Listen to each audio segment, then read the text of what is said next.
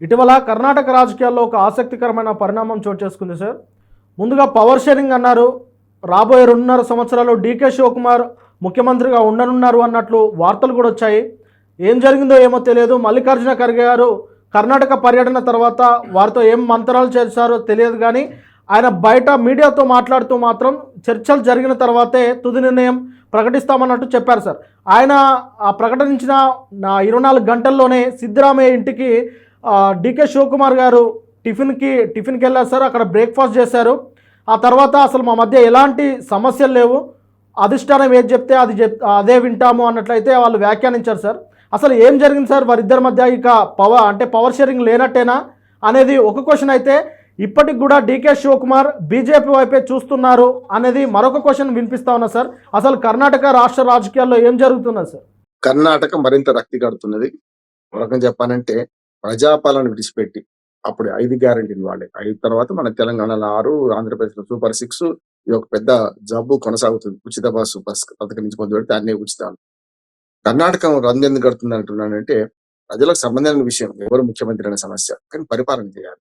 పరిపాలన విడిచిపెట్టి గత 6 నెలలుగా ఇది కొనసాగుతుంది. 2 ఏళ్లు పూర్తి కాగానే యాక్చువల్గా 2.5 ఏళ్లకు 2.5 ఏళ్ళు పవర్ షేరింగ్ అని అంటారు.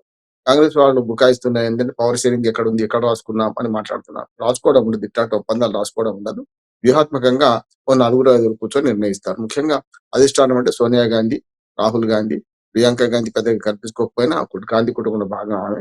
తర్వాత మల్లికార్జున ఖర్గే ఒక వాహకుడు మాత్రమే. అంటే వాళ్ళు చెడ్డైనా మంచైనా ఆయన మీద నెట్టేస్తూ, మంచైతే తమ ఖాతాలో వేసుకుంటున్న అధిష్టాన వర్గం, ముఖ్యంగా గాంధీ కుటుంబం, చెడ్డ అయితే వీళ్ళ మీద వేస్తుంటారు, ఖర్గే మీద నెట్టడానికి. అప్పటి నుంచి ఇప్పటిదాకా వేరే పార్టీ, వేరే గాంధీ కుటుంబం గాని వాళ్ళ అధ్యక్షులు ఉన్నప్పుడు జరుగుతుంది ఇదే. గతంలో సీతారాం కేసరి నుంచి మొదలు పెడితే, పివి నరసింహరావు నుంచి మొదలు పెడితే చాలా మందిని వీళ్ళు దూరం చేసింది అదే కదా.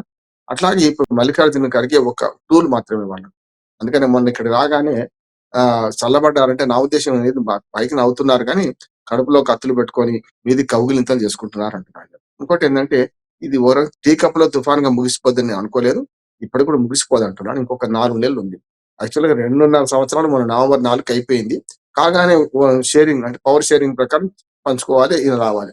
ఒరిజినల్ గా చెప్పాలంటే 6 ఏళ్లుగా కేపీసీసీ అధ్యక్షుడిగా శివకుమార్ గారు ఉన్నారు. మొత్తం అర్ధబలం అంగబలం అన్ని ఉపయోగించి మొన్నటి కర్ణాటకలో బీజేపీ ఓడించి అధికారంలో తీసుకురావడానికి ప్రధాన పాత్ర శివకుమార్ ఏవైనా సరే. కానీ శివకుమార్ ఆ పని చేస్తే సిద్ధరామయ్య మన నూర్చిన కుప్ప మీద కూర్చున్నట్టు వచ్చి కూర్చున్నారు, అధికారాన్ని అనుభవిస్తున్నారు. అప్పుడు శివకుమార్ ను బెదిరించింది ఏంటంటే, మీద కేసులు ఉన్నాయి, మరి నువ్వు పోతే జైలుకు పోతే కష్టమైతే ముఖ్యమంత్రి, మనకు ఉన్న ఒక్క రాష్ట్రం గంగిల పరిస్థితి కష్టం అని చెప్పి శివకుమార్ ఒప్పించారు. ఒప్పించేంది 2.5 సంవత్సరాలు ఉండని, తర్వాత నీకు ఇస్తాన్నారు. 2.5 సంవత్సరాలు కాకముందే 6 నెలల నుంచి వీళ్ళు పాట మొదలు పెట్టిండ్రు. శివకుమార్ ఒక దిశలో బీజేపీలో చేరతారనే ఒక భయం వల్ల మాత్రమే మళ్ళీ అధిష్టానం పిలిపించింది. మొన్న మాట్లాడిండ్రు.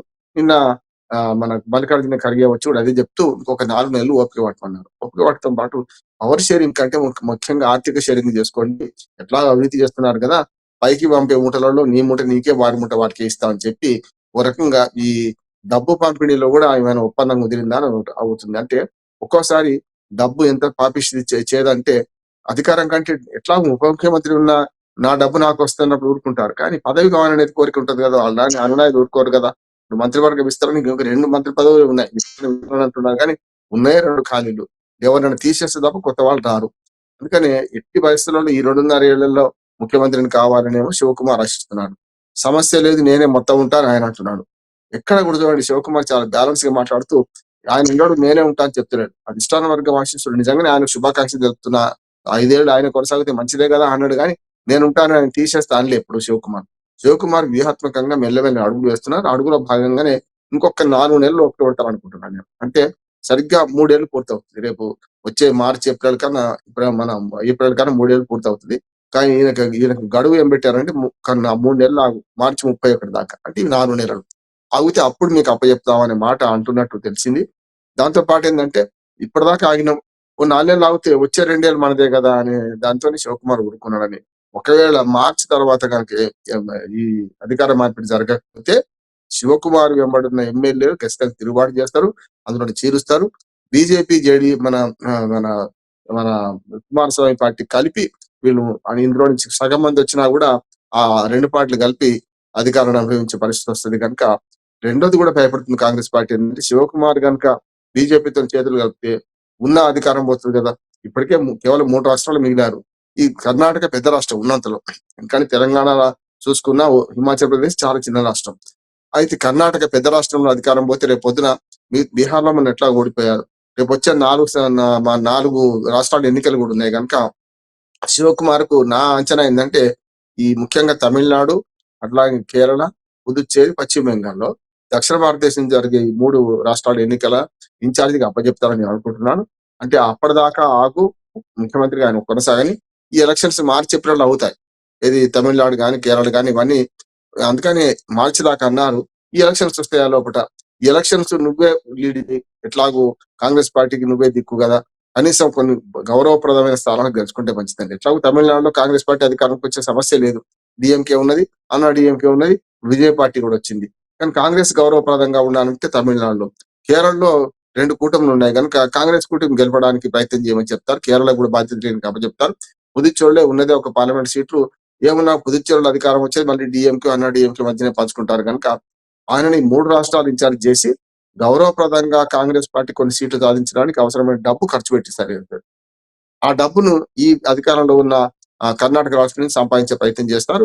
దానికి అవసరమైన ఏర్పాటు చేయమని, అంటే నాకు తెలిసింది ఏంటంటే దానికి అవసరమైన ఏర్పాటు చేయమని సిద్ధరామయ్యకు ఆదేశించినట్టు. నువ్వు ముఖ్యమంత్రి ఉంటావు, సంపాదించి ఆయనకు అయ్యాలి, ఆ డబ్బు తీసుకుపోయి అక్కడ ఖర్చు పెడతా అలా చేస్తారని చెప్పి ఒకటి వర్క్ షేరింగ్ ఒకటి, రెండోది డబ్బుల షేరింగ్ ఒకటి, 2 కుదిరినాయి అనుకుంటున్నాను.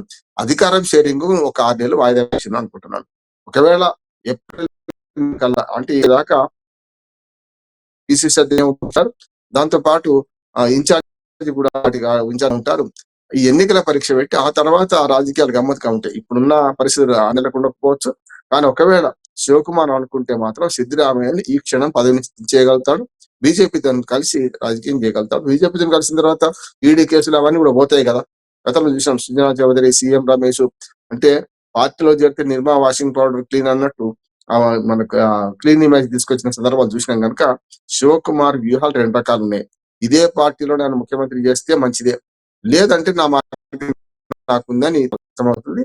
దానికి ఒక రకంగా అధిష్టాన వర్గమే టైం తీసుకున్నది, వీణ టైం తీసుకోవడం కాదు. అధిష్టాన వర్గమే శివకుమార్ ద్వారా టైం తీసుకుంది అంటున్నాడు. ఇట్టి పరిస్థితులలో అధికార మార్పిడి జరుగుతుంది. కాంగ్రెస్ పార్టీ ముఖ్యమంత్రిగా ఉంటారా, లేకుంటే బీజేపీ మనకు జేడిఎస్ మనకు కుమారస్వామి పార్టీ కలుపుకొని ముఖ్యమంత్రిగా ఉంటారని చెప్పొచ్చు. అందుకు ఒక్క మాట చెప్తాను నేను. కుమారస్వామి కూడా మొన్న వ్యాఖ్యలు చేశారు. మన కులం మఠాధిపతులు చాలా మంది ఉన్నారు కదా, వీళ్ళందరూ ఏం చేస్తున్నట్టు, నన్ను దించేస్తే మాట్లాడిన వాళ్ళు ఇప్పుడు ఎందుకు మాట్లాడుతున్నారు ఇట్లా అని చెప్పి అక్కడ మఠాధిపతులందరూ ఏదో కులానికి సంబంధించిన వాళ్ళే బాగా లీడ్ చేస్తున్నారు. మనం చూస్తున్నాం ఈ 3 వక్కలిగలు వీళ్ళ మధ్య గౌడల మధ్యన పెద్ద ఎత్తున వాళ్ళు ఈ మఠాధిపతులు కూడా పెద్ద రాజకీయానికి పొడి చేసే మీరు నన్ను దించేసినప్పుడు ఎందుకు మాట్లాడలేదు, ఇప్పుడు మాట్లాడుతున్నారనే మాట అంటున్నాడు కనుక మఠాధిపతుల పెత్తనం కూడా ఉంటది. దాన్ని కూడా గమనించాల్సిన అవసరం ఉన్నది. ఇక ఇద్దరి మధ్యన పోటీలో ఎస్సీఎఫ్ సామాజిక వర్గాన్ని పరమేశ్వర్లు కూడా ముందుకు వచ్చే ప్రయత్నం చేస్తున్నాడు. మరి మన ఇద్దరం కొట్లాడితే దోనోలాడితే తినొక ఫాయిదా పోతా, అనవసరంగా ఎందుకు కొట్లాడదామని కూడా ఒక రకంగా వీళ్ళిద్దరు కూడా కాంప్రమైజ్ అయ్యారనేది ఇంకొక అనుమానం కూడా ఉన్నది.